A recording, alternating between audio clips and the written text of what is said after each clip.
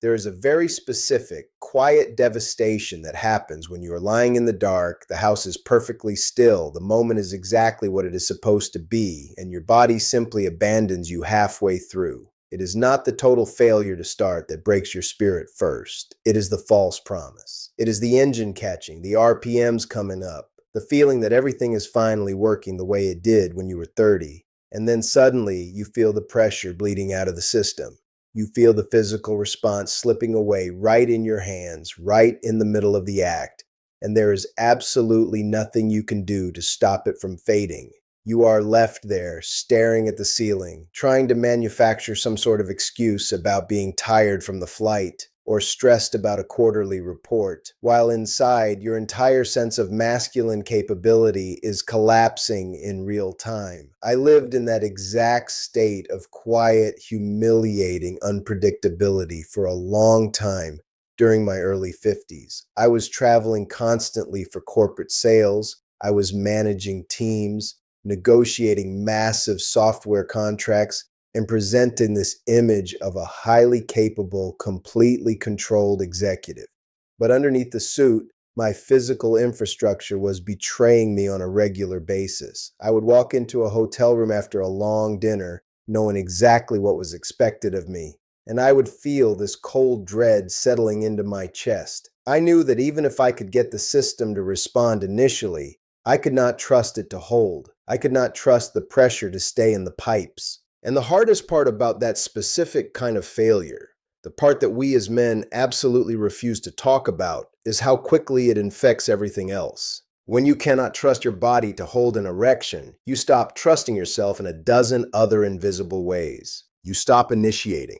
You start pulling away when your partner brushes against you in the kitchen because you are terrified that a simple touch might escalate into a situation where you will have to face your own broken machinery again. You create distance. You manufacture arguments. You start working later than you need to, finding reasons to stay out of the bedroom until you are absolutely certain she is asleep. That distance was a massive factor in the slow, agonizing unspooling of my first marriage. I did not have the vocabulary or the courage to sit on the edge of the bed and say that I was terrified of failing. I just retreated behind a wall of manufactured executive stress. I blamed the travel schedule. I blamed the clients. I blamed my age. I accepted the silent narrative that because I had crossed the 50-year mark, my body was simply shutting down its non-essential functions. I convinced myself that the decline was inevitable, that the hardware was just wearing out, and that this hollowed-out, anxious version of intimacy was all I was allowed to have for the rest of my life. For years, I treated the problem the way most men do.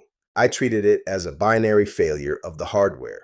I assumed that the switch was simply broken. I went to the doctor, sat in the sterile room, swallowed my pride, and answered the awkward questions. He gave me the standard prescription. And for a while, the chemical intervention provided a massive relief. It felt like I had bypassed the broken switch and hot-wired the engine directly. But even with the medication, the foundation felt unstable. The pills forced the system to engage, but they did not change the fact that the system itself was degrading.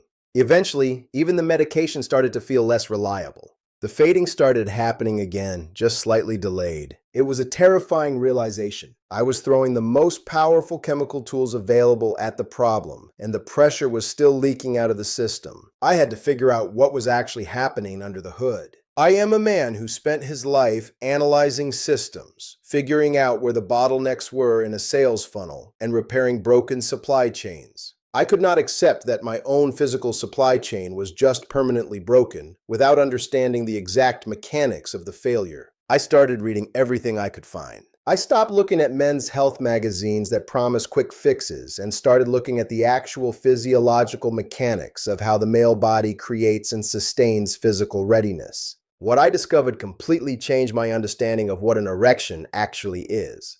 For my entire adult life, I had thought about it in the simplest, most childish terms. I thought the tissue was just a sponge, and when you got aroused, the sponge simply filled up.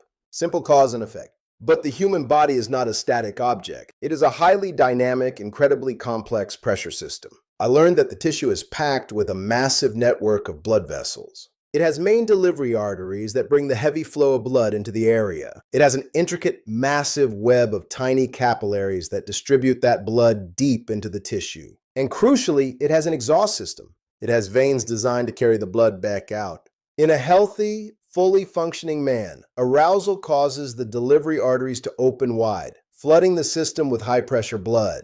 That sudden, massive influx of pressure physically compresses the exhaust veins against the outer wall of the tissue. The back door slams shut. The blood rushes in, the exit is blocked, the pressure builds, and the system becomes perfectly rigid and reliable. When I finally understood that mechanical process, I immediately understood what was going wrong in my own body. My delivery system was compromised, and my exhaust valves were broken. When we spend decades sitting in office chairs, eating food out of airports, carrying around excess stress, and letting our cardiovascular health slide, the walls of those blood vessels change. They are not just passive rubber tubes. The walls of your arteries and veins are actual muscle tissue. They are smooth muscle that is supposed to expand and contract. But over time, through neglect, poor circulation, and the accumulation of microscopic damage, those muscular walls become stiff.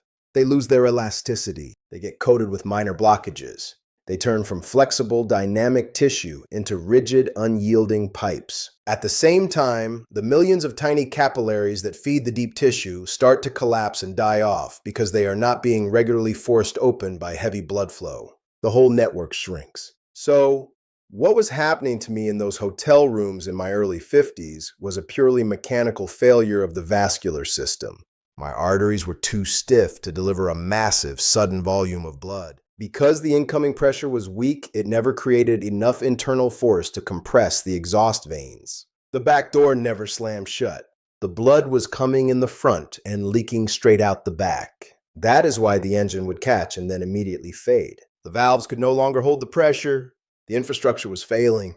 When you look at the problem through that lens, the standard solutions suddenly look incredibly short-sighted.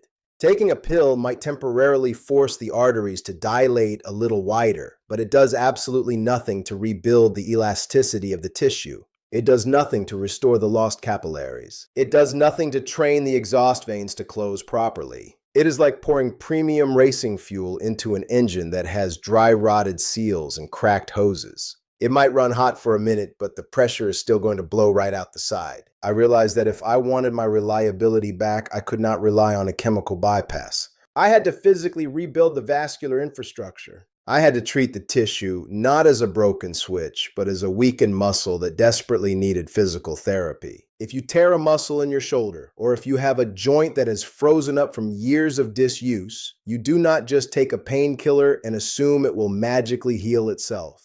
You go to a physical therapist. They put you on a table and they physically force that joint to move. They stretch the tissue.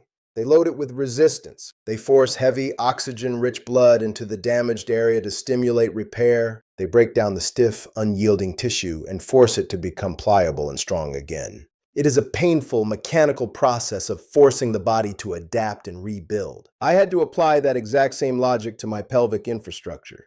I needed to find a way to physically force the blood vessels to expand, to stretch the stiff muscular walls of the arteries, to force the tiny collapsed capillaries back open, and to train the tissue to handle high pressure again. The tool I found to do this is something that carries an absurd amount of stigma. It is something that is usually sold in the dark corners of the internet or treated as a ridiculous joke in movies. But when you strip away the cultural embarrassment and look at it purely as a piece of medical engineering, it is one of the most effective physical therapy devices available for men. I bought a clinical-grade vacuum cylinder. A pump! I remember the day it arrived in the mail at my house in Scottsdale. I waited until I was completely alone in the house. I took the box into my home office, locked the door, and opened it. I looked at this plastic cylinder, the pressure gauge, the hand pump, and I felt a wave of profound, heavy embarrassment. I was a 54-year-old executive. I managed millions of dollars in accounts, and here I was sitting in my office about to use a mechanical vacuum tube just to try and make my own body work again.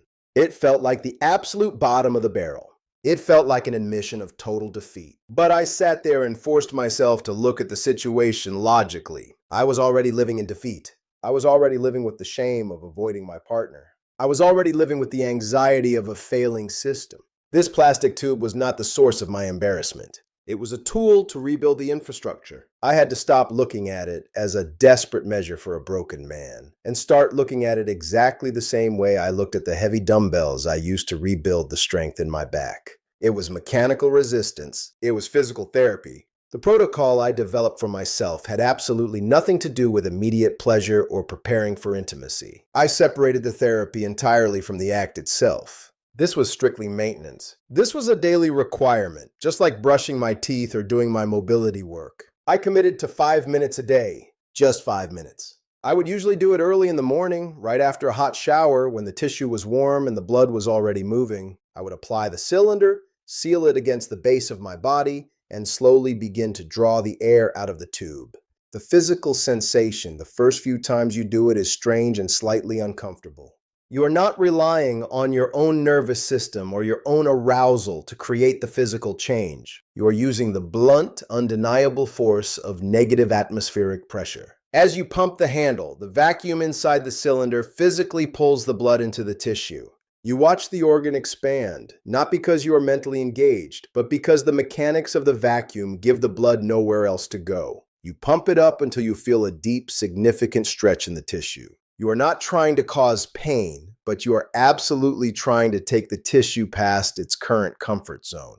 You are physically forcing those stiff, aging arteries to dilate wider than they have in years. You are forcing blood into the microscopic capillaries that have been starved and collapsed. You are inflating the sponge to its absolute maximum mechanical capacity. Once I reached that point of maximum expansion, I would stop pumping and simply hold the pressure for about 30 seconds. I would sit there, breathe deeply, and just let the vascular tissue experience the heavy load of that blood volume. I was reminding the tissue what it felt like to be completely full. I was stretching the smooth muscle in the vessel walls, forcing it to become elastic again. After 30 seconds, I would hit the release valve. The vacuum would break, and the physical expansion would immediately collapse. I would let the system rest for a minute, let the blood circulate, and then I would start the process over again.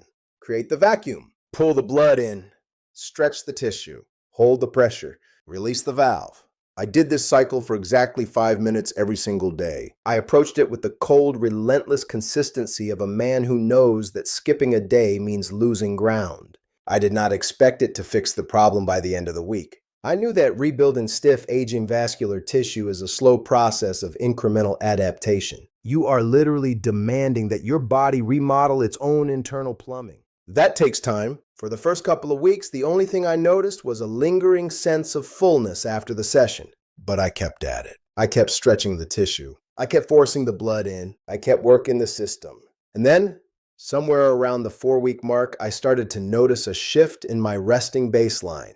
The tissue itself felt different throughout the day. It felt heavier. It felt more vital. The constant, icy sense of deadness that I had carried around for years was starting to recede. I was forcing so much heavily oxygenated blood into the area every single morning that the tissue was actually beginning to heal. The body responds to demand. By artificially demanding massive blood flow every day, my body started rebuilding the pathways to support it. The real test, of course, was the reliability. The first time the system engaged naturally after a month of the physical therapy, I felt the old panic rising in my throat.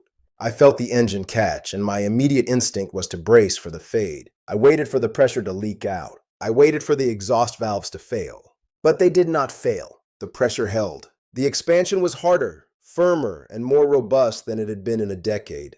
The mechanical training was working. By physically stretching the tissue every day, I had restored the elasticity to the arteries. They could suddenly deliver a massive rush of blood again.